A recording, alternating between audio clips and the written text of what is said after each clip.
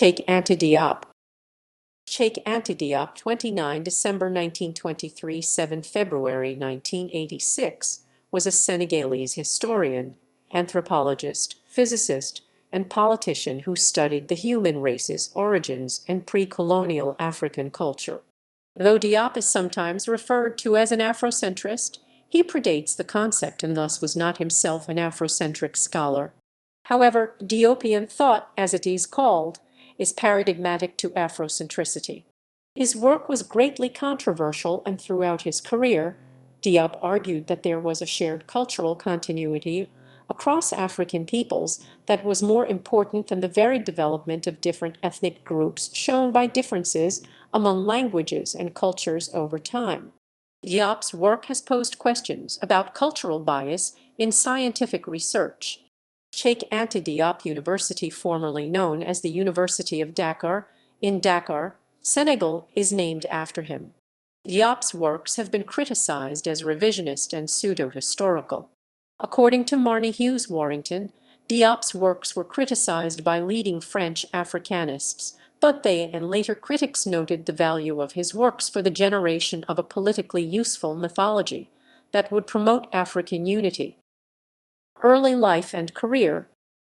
Born in Thiatou, Diourbel region, Senegal, Diop belonged to an aristocratic Muslim Wolof family in Senegal, where he was educated in a traditional Islamic school. Diop's family was part of the Maride Brotherhood, the only independent Muslim fraternity in Africa, according to Diop. He obtained the colonial equivalent of the Metropolitan French Baccalaureate in Senegal before moving to Paris to study for a degree. Studies in Paris. In 1946, at the age of 23, Diop went to Paris to study. He initially enrolled to study higher mathematics, but then enrolled to study philosophy in the Faculty of Arts of the University of Paris. He gained his first degree license in philosophy in 1948, then enrolled in the Faculty of Sciences, receiving 2 diplomas in chemistry in 1950.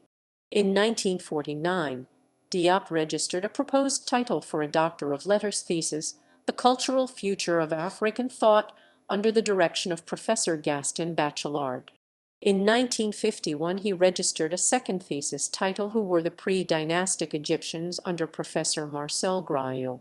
He completed his thesis on pre-dynastic Egypt in 1954, but could not find a jury of examiners for it. He later published many of his ideas as the book Nations, Negers et Culture.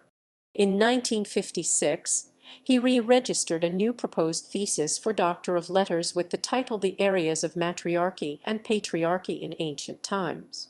From 1956, he taught physics and chemistry in 2 Paris lycées as an assistant master before moving to the Collège de France. In 1957, he registered his new thesis titled Comparative Study of Political and Social Systems of Europe and Africa, from Antiquity to the Formation of Modern States. The new topics did not relate to ancient Egypt, but were concerned with the forms of organization of African and European societies and how they evolved. He obtained his doctorate in 1960. In 1953, he first met Frédéric Joliot-Curie, Marie Curie's son-in-law, and in 1957 Diop began specializing in nuclear physics at the Laboratory of Nuclear Chemistry of the Collège de France, which Frédéric Joliot-Curie ran until his death in 1958, and the Institut Pierre et Marie Curie in Paris. He ultimately translated parts of Einstein's theory of relativity into his native Wolof. According to Diop's own account, his education in Paris included history, Egyptology, physics, linguistics, anthropology, economics, and sociology. In Paris, Diop studied under André Aimard, professor of history and later dean of the Faculty of Letters at the University of Paris, and he said that he had gained an understanding of the Greco-Latin world as a student of Gaston Bachelard, Frédéric Joliot-Curie, André Leroy-Gerhen, and others. Diop said that he acquired proficiency in such diverse disciplines as rationalism, dialectics, modern scientific techniques, prehistoric archaeology, and so on. Diop also claimed to be the only black African of his generation to have received training as an Egyptologist, and more importantly, he applied this encyclopedic knowledge to his researches on African history. In 1948, Diop edited with Madeleine Rousseau, a professor of art history, a special edition of the journal Musée Vivant, published by the PAM had been set up in 1936 by people on the political left wing to bring culture to wider audiences. The special edition of the journal was on the occasion of the centenary of the abolition of slavery in the French colonies and aimed to present an overview of issues in contemporary African culture and society. Diop contributed an article to the journal Quand pourra-t-on on Parler d'une Renaissance africaine, when we will be able to speak of an African Renaissance. He examined various fields of artistic creation with a discussion of African languages, which he said would be the sources of regeneration in African culture. He proposed that African culture should be rebuilt on the basis of ancient Egypt, in the same way that European culture was built upon the legacies of ancient Greece and Rome. In his 1954 thesis, Diop argued that ancient Egypt had been populated by black people. He specified that he used the terms Negro, black, white, and race as immediate givens in the Bergsonian sense, and went on to suggest operational definitions of these terms. He said that the Egyptian language and culture had later been spread to West Africa.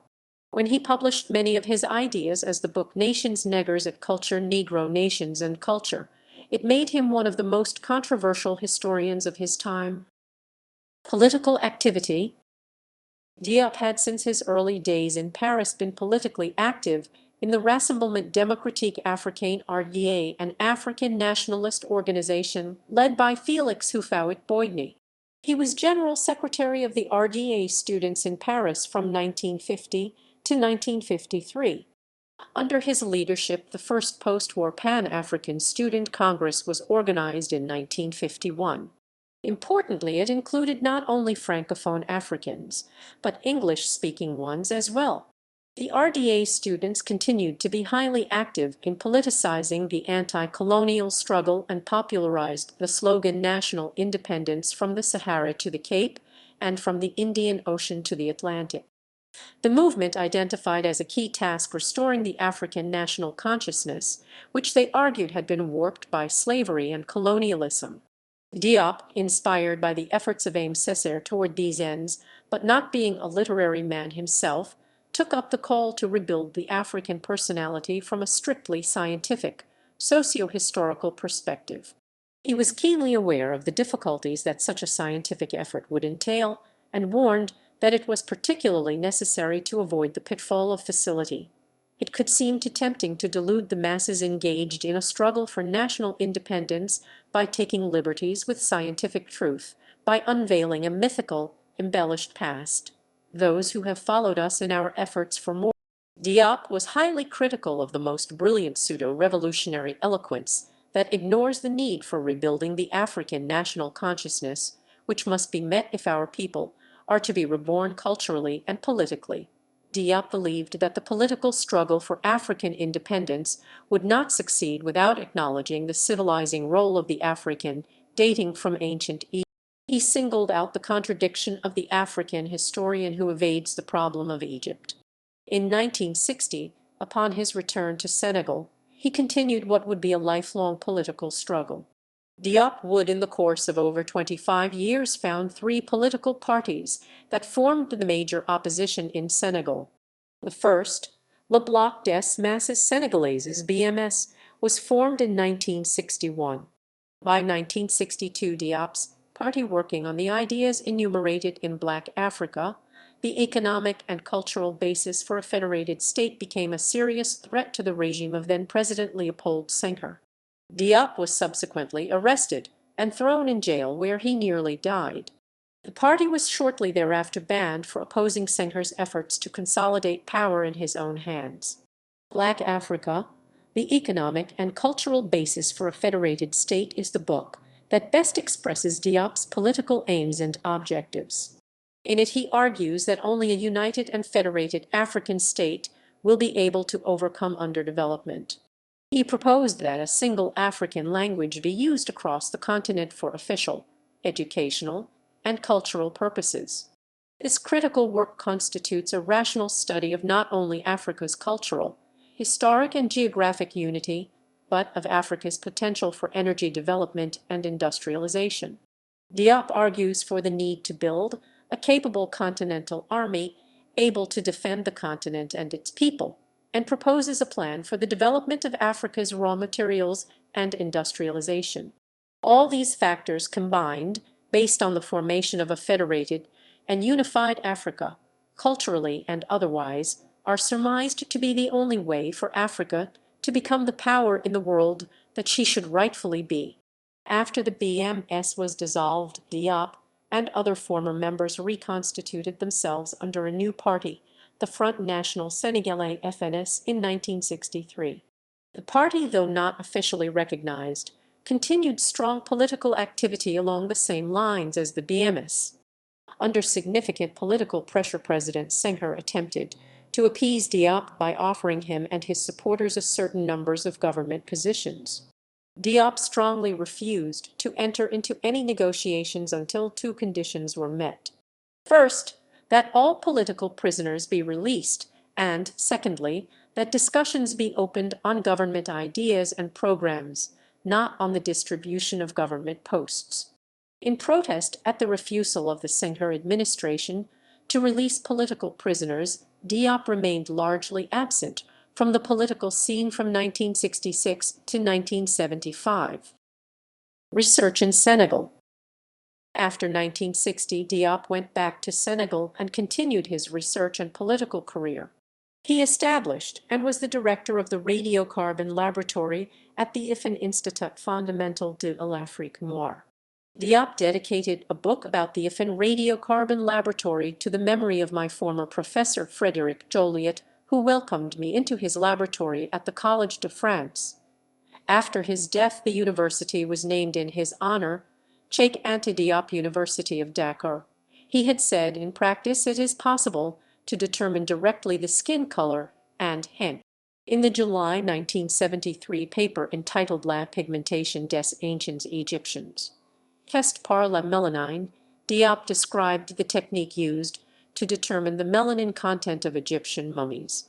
Some critics have argued that Diop's melanin dosage test technique lacks sufficient evidence. They contend the test is inappropriate to apply to ancient Egyptian mummies due to the effects of embalming and deterioration over time. In 1974, Diop was one of about 20 participants in a UNESCO symposium in Cairo, where he presented his theories to specialists in Egyptology.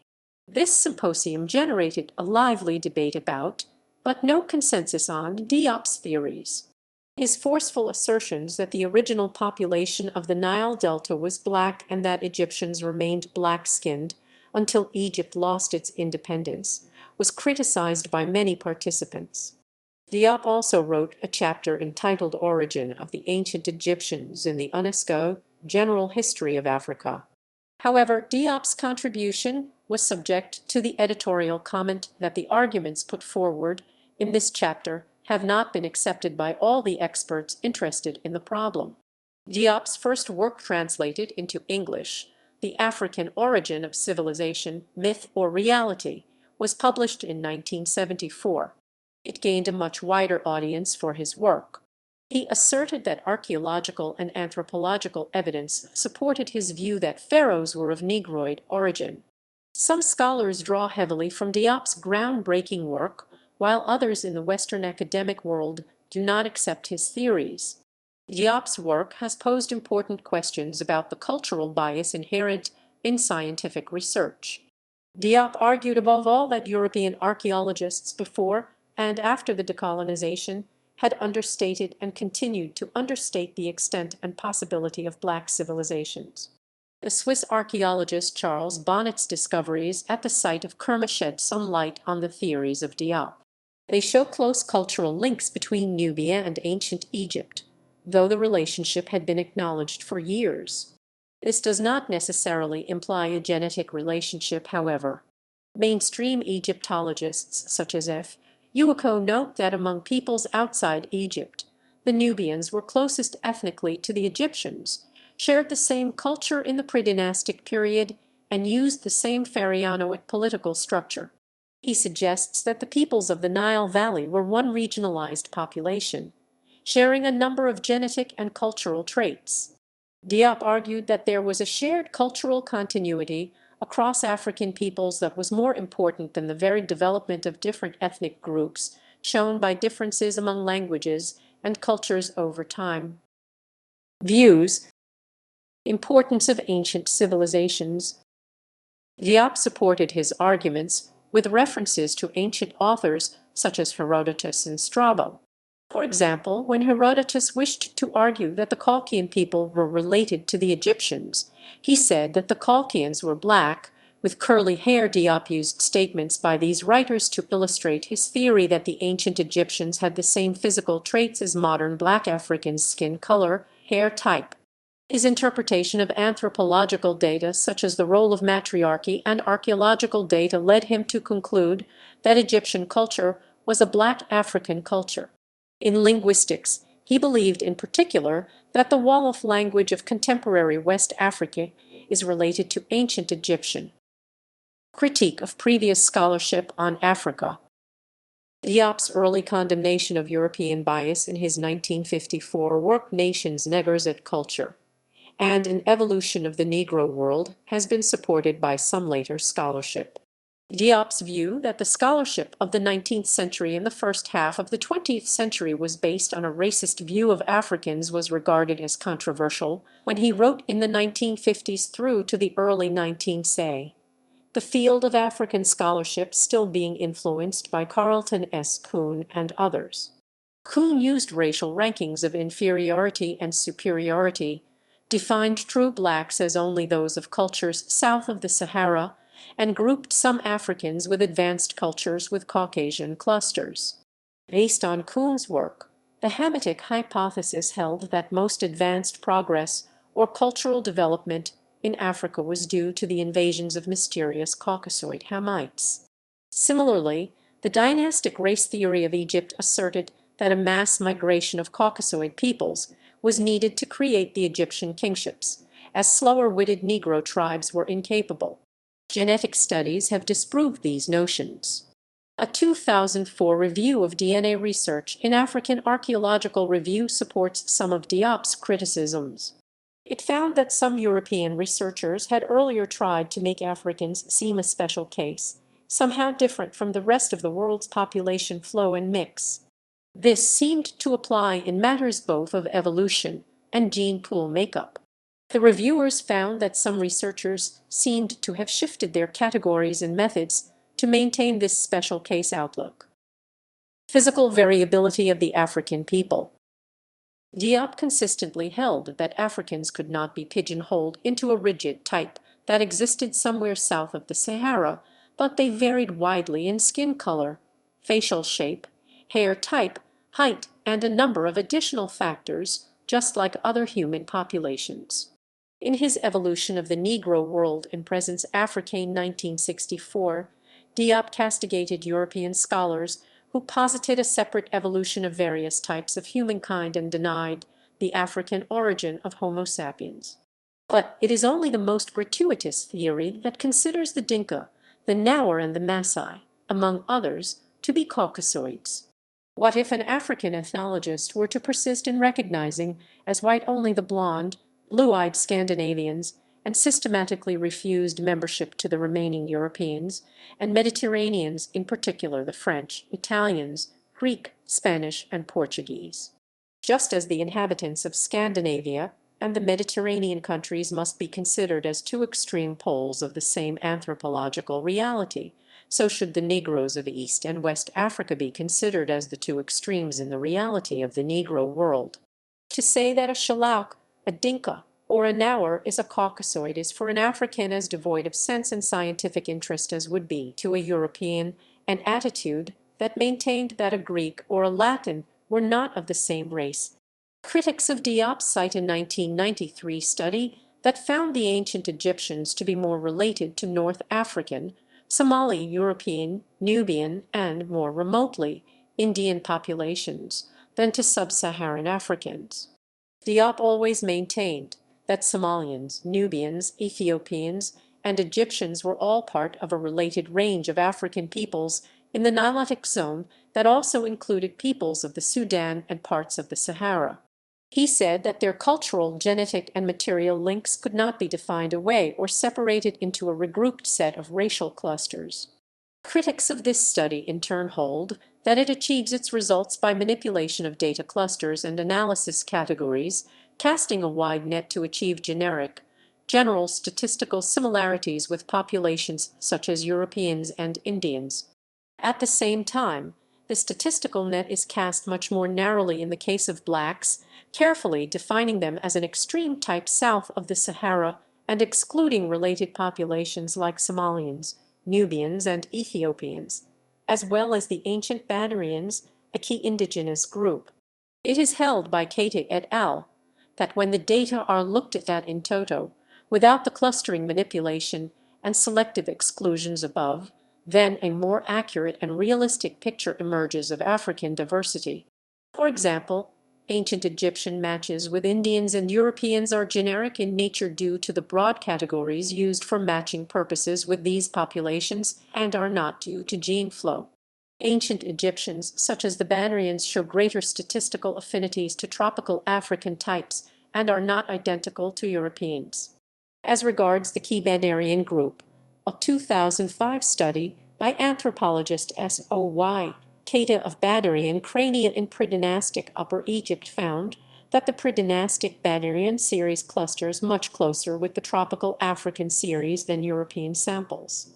Diop's theory on variability is also supported by a number of scholars mapping human genes using modern DNA analysis.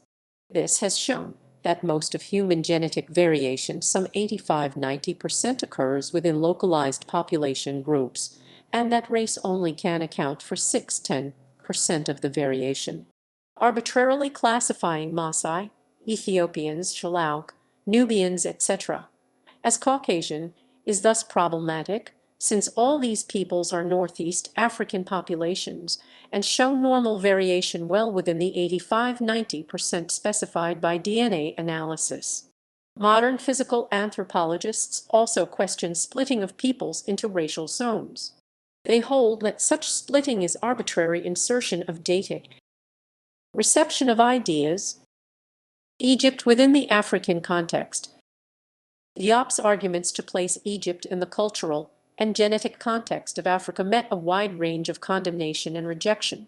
He did not publish his work in subject-specific journals with an independent editorial board that practiced the system of peer review. He declined to seek the opinion of other scholars and answer their criticism, although this is the normal procedure in academic debate. His research has become under-regarded because he did not accept this academic discipline. Diop answered critics in Chapter 12 of African Origins of Civilization, which is entitled Reply to a Critic, a Critic, Critic, a Critic, Critic, Critic, Critic, Critic, Critic, Critic, Critic. Scholars such as Bruce Trigger condemned the often shaky scholarship on such Northeast African peoples as the Egyptians. He declared that the peoples of the region were all Africans and decried the bizarre and dangerous myths of previously biased scholarship, marred by a confusion of race, language, and culture and by an accompanying racism. Trigger's conclusions were supported by Egyptologist Frank Uwako, who viewed the Egyptians, Nubians, Ethiopians, Somalians, etc. as one localized Nile Valley population. He did not believe that such a population needed to be arbitrarily split into tribal or racial clusters. A book chapter by archaeologist Kevin MacDonald, published in 2004, argued that there is little basis for positing a close connection between dynastic Egypt and the African interior. Nevertheless, he awarded Diop and similar scholars credit for posing these problems. The Egyptians as a black population. One of Diop's most controversial issues centers on the definition of who is a true black person. Diop insisted on a broad interpretation similar to that used in classifying European populations as white. He alleged his critics were using the narrowest possible definition of blacks in order to differentiate various African groups such as Nubians, into a European or Caucasoid racial zone. Under the true Negro approach, Diop contended that those peoples who did not meet the stereotypical classification were attributed to mixture with outside peoples or were split off and assigned to Caucasoid clusters. He also stated that opponents were hypocritical in stating that the race of Egyptians was not important to define, but they did not hesitate to introduce race under new guises. For instance, Diop suggested that the uses of terminology like Mediterranean or Middle Eastern, or statistically classifying all who did not meet the true black stereotype as some other race, were all attempts to use race to differentiate among African peoples. Diop's presentation of his concepts at the Cairo UNESCO Symposium on the Peopling of Ancient Egypt and the Deciphering of the Meroitic Script in 1974 argued that there were inconsistencies and contradictions in the way African data was handled. This argument remains a hallmark of Diop's contribution. As one scholar at the 1974 symposium put it, while acknowledging that the ancient Egyptian population was mixed, a fact confirmed by all the anthropological analyses, writers nevertheless speak of an Egyptian race, linking it to a well-defined human type, the white Hamitic branch, also called Caucasoid, Mediterranean, Europid, or Eurofricanid. There is a contradiction here. All the anthropologists agree in stressing the sizable proportion of the Negroid element, almost a third, and sometimes more in the ethnic, i.e., biological mixture of the ancient Egyptian population, but nobody has yet defined what is meant by the term Negroid, nor has any explanation been proffered as to how this Negroid element, by a majority of academics, disavow the term black for the Egyptians, but there is no consensus on substitute terminology.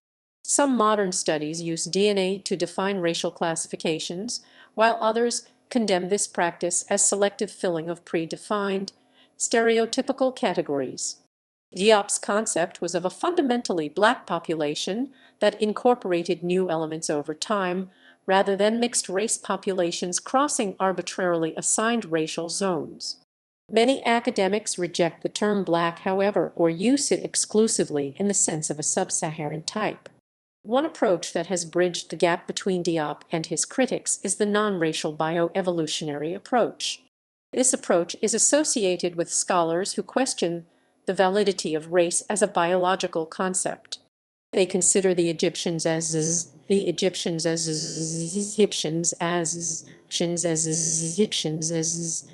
simply another Nile Valley population, or be part of a continuum of population gradation or variation among humans that is based on indigenous development rather than using racial clusters or the concept of admixtures. Under this approach, racial categories such as blacks or Caucasoids are discarded in favor of localized populations showing a range of physical variation. This way of viewing the data rejected Diop's insistence on blackness, but at the same time it acknowledged the inconsistency with which data on African peoples were manipulated and categorized. The influence of Egypt. Before Diop, the general view following Charles Seligman on the influence of Egypt on Black Africa was that elements of Egyptian religious thought, customs, and technology diffused along 4 trade routes: up the White Nile, along the North African coast past Tunis to West Africa, up the Blue Nile, and along the foothills of Abyssinia to the Great Lakes and through. Seligman's views on direct diffusion from Egypt are not generally supported today, but were current when Diop started to write, and may explain his wish to show that Egyptian and Black Africa culture had a common source, rather than that Egyptian influence was one way.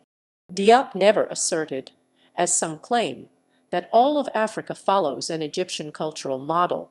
Instead, he claims Egypt as an influential part of a southern cradle of civilization and indigenous development based on the Nile Valley. While Diop holds that the Greeks learned from a superior Egyptian civilization, he does not argue that Greek culture is simply a derivative of Egypt.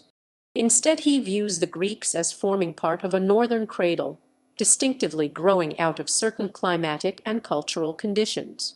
His thought is thus not the stolen legacy argument of writers such as George James or the Black Athena notions of Martin Bernal.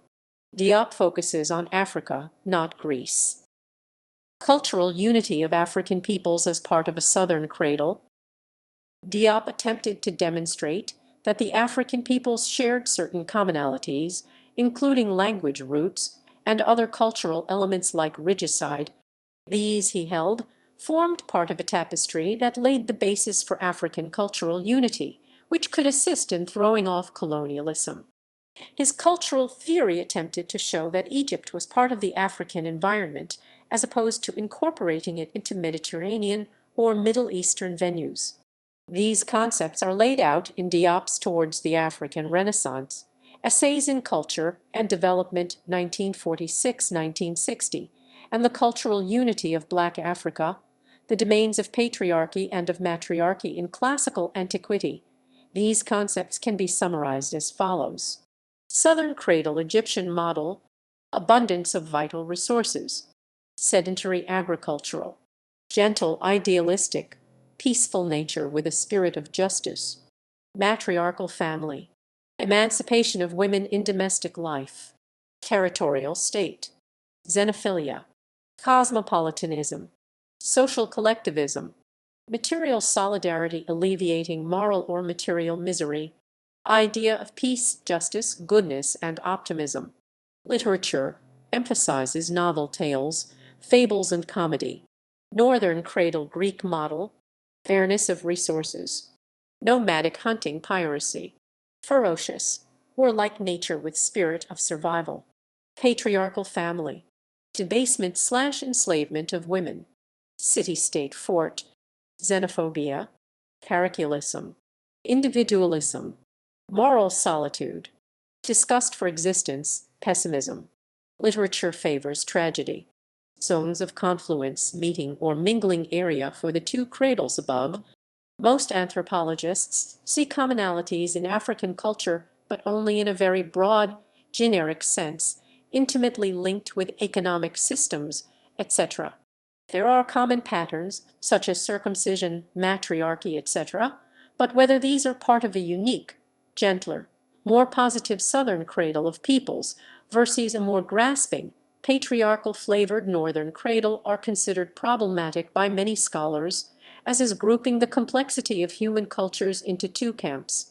Extremely warlike peoples, for example, the Zulu appear frequently in the Southern cradle. Many cultures the world over show similar developments and a mixture of traits. Analyses of other scholars Hyernox 1975, Keita 1990 at LSU Southern and Northern camps and point to a narrower focus that demonstrates cultural, material, and genetic connections between Egypt and other nearby African Nubian, Saharan, and Sudanic populations. These connections appear not only in linguistics, see languages demonstrating section below, but in cultural areas such as religion. As regards Egyptian religion, for example, there appear to be more solid connections with the cultures of the Sudan and Northeast Africa than Mesopotamia, according to mainstream research. It is doubtful whether Osiris can be regarded as equal to Tammuz or Adonis, or whether Hathor is related to the Great Mother. There are closer relations with Northeast African religions.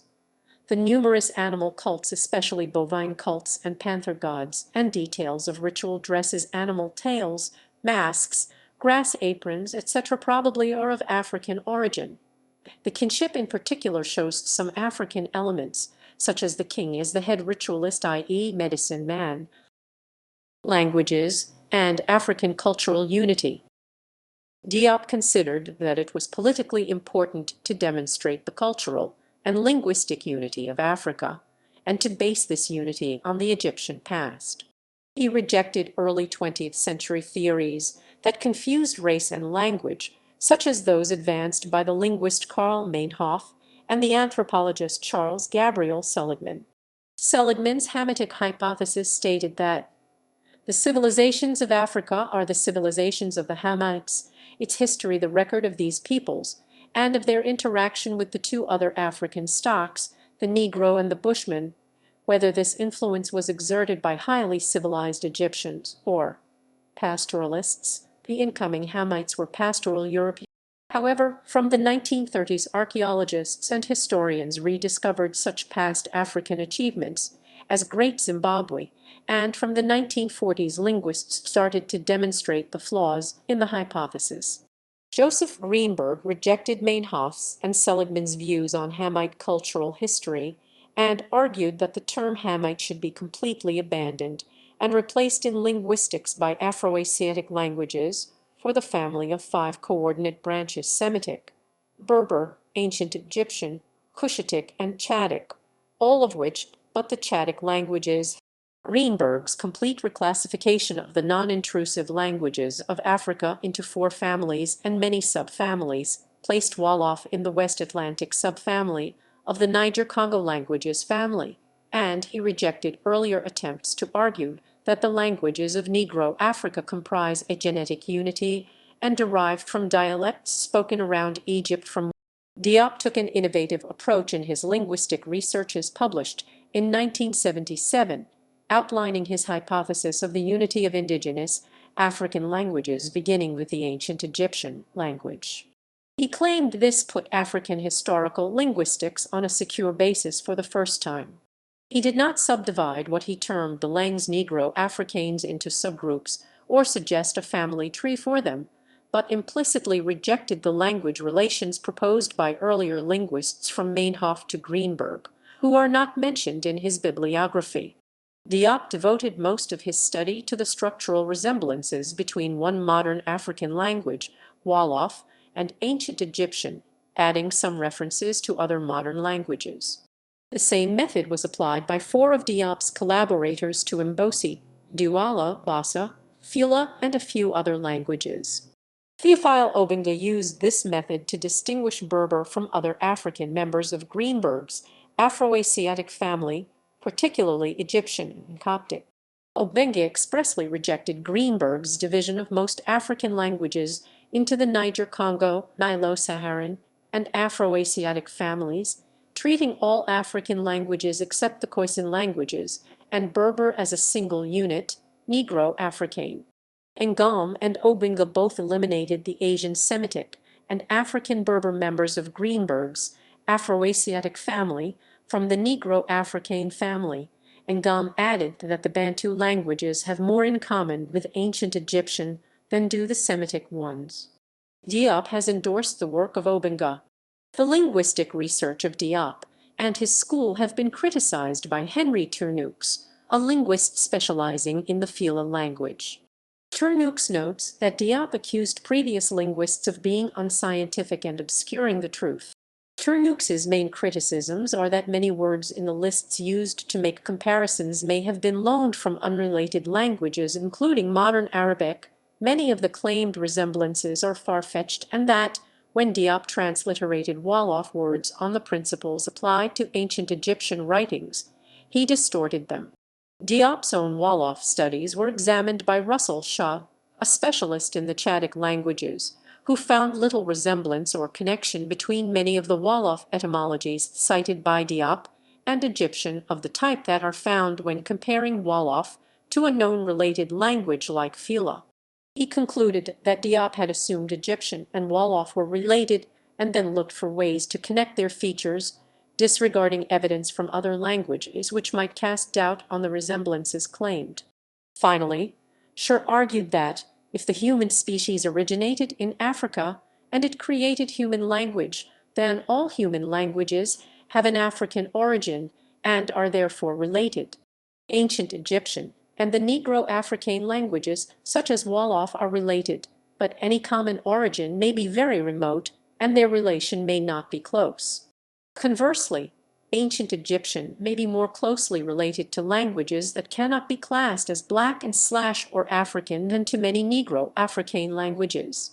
In trying to remove Berber and Semitic languages from Greenberg's Afroasiatic family and ignoring real differences between African language groups, Diop and his collaborators have created an artificial language group.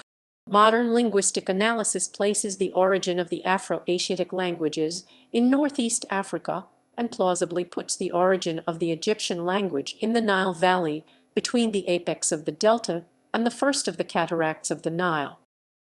Broad black worldwide phenotype. Diop on racism. Academic detractors charge Diop with racism, based particularly on his claim that the ancient Egyptians were black. Defenders maintain that Diop's critics routinely misrepresent his views, typically defining Negroes as a true type south of the Sahara to cast doubt on his work. It has been claimed that questions such as were the ancient Egyptians black are typically misrepresented and framed in these stereotypical terms, so as to quickly dismiss his work and avoid engaging at point. Diop, by contrast, in his African Origin of Civilization, argues against the European stereotypical conception. He holds that the range of peoples and phenotypes under the designation Negro included those with a wide range of physical variability, from light brown skin and aquiline noses to jet black skin and frizzy hair, well within the diversity of peoples of the Nilotic region. Diop also acknowledged that the ancient Egyptians absorbed foreign genes at various times in their history, the Hyksos, for example, but held that this admixture did not change their essential ethnicity. Diop also appeared to express doubts about the concept of race. At a UNESCO colloquium in Athens in 1981, he asserted, "I don't like to use the notion of race which does not exist." This outlook was unlike many of the contemporary white writers he questioned. Indeed, he eschewed racial chauvinism, arguing we apologize for returning to notions of race, cultural heritage, linguistic relationship, historical connections between peoples, and so on. I attach no more importance to these questions than they actually deserve in modern 20th century societies. Diop repudiated racism or supremacy. Since he struggled against how racial classifications were used by the European Academy in relation to African peoples, much of his work has a strong race-flavored tint. A number of individuals, such as U.S. College professor Leonard Jeffries, have advanced a more chauvinist view, citing Diop's work. Diop's thought and criticism of modern racial clustering. Diop and the arbitrary sorting of categories. Diop's fundamental criticism of scholarship on the African peoples was that classification schemes pigeonholed them into categories defined as narrowly as possible, while expanding definitions of Caucasoid groupings as broadly as possible. He held that this was both hypocrisy and bad scholarship, that ignored the wide range of indigenous variability of African peoples. Diop and criticism of the Saharan barrier thesis. Diop held that despite the Sahara, the genetic, physical, and cultural elements of indigenous African peoples were both in place and always flowed in and out of Egypt, noting transmission routes via Nubia and the Sudan, and the earlier fertility of the Sahara. More contemporary critics assert that notions of the Sahara as a dominant barrier in isolating sub-Saharan populations are both flawed and simplistic in broad historical context, given the constant movement of people over time, the fluctuations of climate over time. The Sahara was once very fertile, and the substantial representation of sub-Saharan traits in the Nile Valley. The entire region shows a basic unity based on both the Nile and Sahara, and cannot be arbitrarily diced up into pre-assigned racial zones. As Egyptologist Frank Yuho notes, climatic cycles acted as a pump, alternately attracting African peoples onto the Sahara, then expelling them as the aridity returned. Caton 1990. Specialists in predynastic archaeology have recently proposed that the last climate-driven expulsion impelled the Saharans into the Nile Valley ca. 5,000–4,000. Diop and criticism of true Negro classification schemes. Diop held that scholarship in his era isolated extreme stereotypes as regards African populations, while ignoring or downplaying data on the ground showing the complex linkages between such populations. Modern critics of the racial clustering approach coming after Diop echo this objection, using data from the oldest Nile Valley groupings as well as current peoples. This research has examined the ancient Badarian group, finding not only cultural and material linkages with those further south, but physical correlations as well, including a southern modal cranial metric phenotype indicative of the tropical African in the well-known Badarian group. Such tropical elements were thus in place from the earliest beginnings of Egyptian civilization, not isolated somewhere south behind the Saharan barrier. This is considered to be an indigenous development based on microevolutionary principles, climate adaptation, drift and selection, and not the movement of large numbers of outside peoples into Egypt. As regards living peoples, the pattern of complexity repeats itself, calling into question the merging and splitting methods of Jensen et al. Research in this area challenges the groupings used as a not reflecting today's genetic diversity in Africa, or be an inconsistent way to determine the racial characteristics of the ancient Egyptians. Studies of some inhabitants of Gurna, a population with an ancient cultural history in Upper Egypt, illustrate the point. In a 2004 study, 58 native inhabitants from Upper Egypt were sampled for mtDNA. The conclusion was that some of the oldest native populations in Egypt can trace part of their genetic ancestral heritage to East Africa, selectively lumping such peoples into arbitrary Mediterranean, Middle Eastern, or Caucasoid categories because they do not meet the narrow definition of a true type, or selectively defining certain traits like aquiline features as Eurasian or Caucasoid, ignores the complexity of the DNA data on the ground.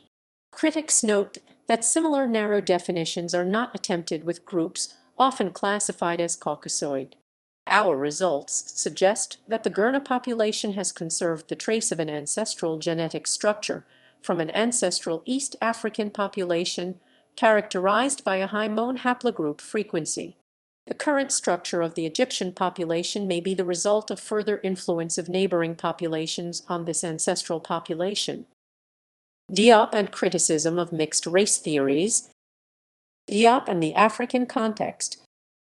In summary, modern anthropological and DNA scholarship repeats and confirms many of the criticisms made by Diop as regards to arbitrary classifications and splitting of African peoples, and confirms the genetic linkages of Nile Valley peoples with other African groups, including East Africa, the Sahara, and the Sudan. This modern research also confirms older analyses, Arkell and Eco 1956, Shaw 1976, Falkenberger 1947, Strauhel 1971, Blunt 1964, et al., and al. et al. This same modern scholarship, however, in turn challenges aspects of Diop's work, particularly his notions of a worldwide black phenotype. Perhaps Diop's most notable idea is his insistence in placing Nile Valley peoples in their local and African context, drawing a picture of a stable, ancient population deriving much of its genetic inheritance from that context, as opposed to attempts to split, cluster, subdivide, define, and regroup them into other contexts. Such a vision of inherent unity and continuity, ironically, is also supported in part by modern mainstream Egyptologists, such as Frank Uoco. Certainly there was some foreign admixture in Egypt, but basically a homogeneous African population had lived in the Nile Valley from ancient to modern times. The Badarian people, who developed the earliest pre-dynastic Egyptian culture, already exhibited the mix of North African and sub-Saharan physical traits that have typified Egyptians ever since Hassan. The peoples of Egypt, the Sudan, and much of East African Ethiopia and Somalia are now generally regarded as a Nilotic continuity, with widely ranging physical features, complexions light to dark, various hair and craniofacial types, but with powerful common cultural traits, including cattle pastoralist traditions. Trigger 1978, Bard. F. Uoco, an Egyptological Review, 1996. Critique of Diop. Diop's work has been subjected to criticism from a number of scholars. Robert O. Collins, a former history professor at University of California, Santa Barbara, and James M. Burns, a professor in history at Clemson University, have both referred to Diop's writings of ancient Egypt and his theories, characterizing it as revisionist. Toyin Falola has called Diop's work passionate, combative, and revisionist. Santiago Juan Navarro, a professor at Florida International University, has described Diop as having undertaken the task of supporting this Afrocentric view of history from an equally radical and mythic point of view. Diop's book Civilization or Barbarism was summarized as Afrocentric pseudohistory by academic and author Robert Todd Carroll. Tribute. Cheikh Anta Diop was awarded the Grand Prix de la Mémoire of the GPLA 2015, and the University Cheikh Anta Diop of Dakar bears his name. Publications: Rousseau, Madeleine and Cheikh Anta Diop, 1948, 1848, Abolition de l'esclavage, 1948, Evidence de la culture nègre, Le Musée Vivant, issue 36-37. Special issue of journal consacre aux problèmes culturels de l'Afrique noire et établi par Madeleine Rousseau et Cheikh Anta Diop. Paris, APAM, 1948. 1954, Nations, Niggers et Culture, Paris Editions Africaines. Second edition, 1955. Third edition, 1973, Paris Présence Africaine, ISBN 2-7087-363-3, ISBN 2-7087-362-5. Fourth edition, 1979, ISBN 2-7087-688-8. 1959.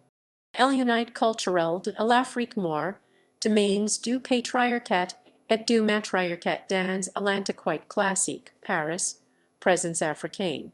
Second edition, c. 1982, Paris, Présence africaine, ISBN 2-7087-460, ISBN 978-2-7087-460.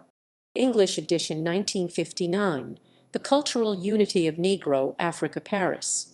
Subsequent English edition, c. 1962, Paris, Présence africaine.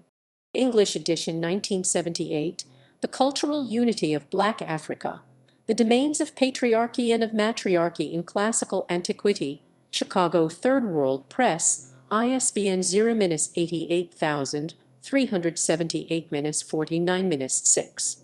Subsequent English edition, 1989, London, Carnac House, ISBN 0-907-015-44-1. 1960. L'Afrique noire pre-colonial.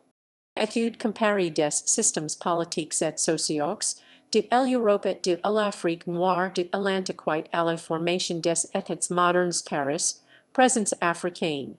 Second edition, 1987, ISBN 2-7087-479-6. 1987, Pre-colonial Black Africa, A Comparative Study of the Political and Social Systems of Europe and Black Africa, From Antiquity to the Formation of Modern States. Translated by Harold J. Salemson. Westport, Con. L. Hill, ISBN 0-88208-187-X, ISBN 0-88208-188-8, ISBN 978-88208-187-8, ISBN 1960. Les Fondements culturels, techniques et industriels d'un futur état fédéral d'Afrique noire, Paris. Second revised and corrected edition, 1974, Les Fondements économiques et culturels d'un état fédéral d'Afrique noire, Paris, Présence africaine. 1967, Antériorité des civilisations nègres, mythologie historique. Series, Collection Préhistoire Antiquite Negro Africaine, Paris, Présence africaine. Second edition, c. 1993, ISBN 2-7087-562-8, ISBN 978-2-7087-562-3. 1968. Le Laboratoire de Radiocarbone de l'éléphant. Series, Catalogues et Documents, Institut Français d'Afrique Noire, No. 21. 1974. The African Origin of Civilization, Myth or reality translation of sections of anterior right des civilizations Negers and nations Negers et culture. Translated from the French by Mercer Cook. New York, L. Hill, ISBN 0-88208-210, ISBN 0-88208-208-22-9, 1974. Physique nucléaire et chronologie absolue. Dakar, IFAN. Initiations et études africaines No. 31. 1977. Parade génétique de l'Égyptienne pharaonique des langues négro-africaines, processus de sémitisation, IFAN Dakar, Les Nouvelles Editions Africaines, ISBN 2-7236-162-5. 1978. Black Africa, The Economic and Cultural Basis for a Federated State. Translation by Harold Salemson of Fondements économiques et culturels d'un État fédéral d'Afrique noire.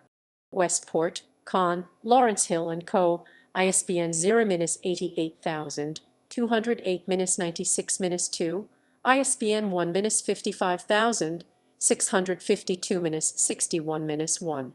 New Expanded Edition 1987, ISBN 0-86543-58-6 Africa World Press, ISBN 0-888,208-223-X. UNESCO Symposium on the Peopling of Ancient Egypt and the Deciphering of Meroitic Script. Cheikh Anta Diop ed. 1978. The Peopling of Ancient Egypt and the Deciphering of Meroitic Script, Proceedings of the Symposium held in Cairo from 28 January to 3 February 1974. UNESCO. Subsequent edition 1997, London, Carnac House, ISBN 0-907015-99-9. C. 1981. Civilization ou Barbarie, Anthropologie sans Complaisance, Presence Africaine, ISBN 2-7087-394-. English edition C. 1991, Civilization or Barbarism, An Authentic Anthropology translated from the French by Yalengi Mima Njemi, edited by Harold J. Salemson and Marjolaine de Jager. Brooklyn, NY, Lawrence Hill Books, C. 1991. ISBN 1-55652-48-4, ISBN 1-55652-48-4, ISBN 1-55652-49-2. 1989. 89. Nouvelles Recherches sur l'Égyptien ancien et les langues négro-africaines modernes, Paris, Presence Africaine, ISBN 2-7087-507-5. 1989. 89. Egypt Ancient et Afrique Noire. Reprint of article in Bulletin de l'Elephant, Vol. Roman 24, Series B, No. 3-4, 1962, pp. 449-574. Université de Dakar. Dakar, IFAN. C. 1990. Alert sous les tropiques, articles 1946-1960, Culture et Développement en Afrique Noire, Paris, Presence Africaine, ISBN 2-7087-548-2. English edition 1996, Towards the African Renaissance, Essays in African Culture and Development, 1946-1960. Translated by Abunapé Madam. London, Carnac House, ISBN 0-907015-80-8, ISBN 0-907015-85-9. Joseph Marie Assamba ed. 1996. Cheikh Anta Diop, Son dernier message à l'Afrique et au monde. Series, Sciences et Connaissances. Yaoundé, Cameroun Editions AMA/COE. 2006. Articles publiés dans le Bulletin de l'Elephant, Institut Fondamental d'Afrique, More 1962-1977. Series Nouvelles du Sud. No. 35-36. Yaoundé, Silex. ISBN 2-912717-15-9, ISBN 978-912717-15-3, ISBN 978-9956-444-12, ISBN 9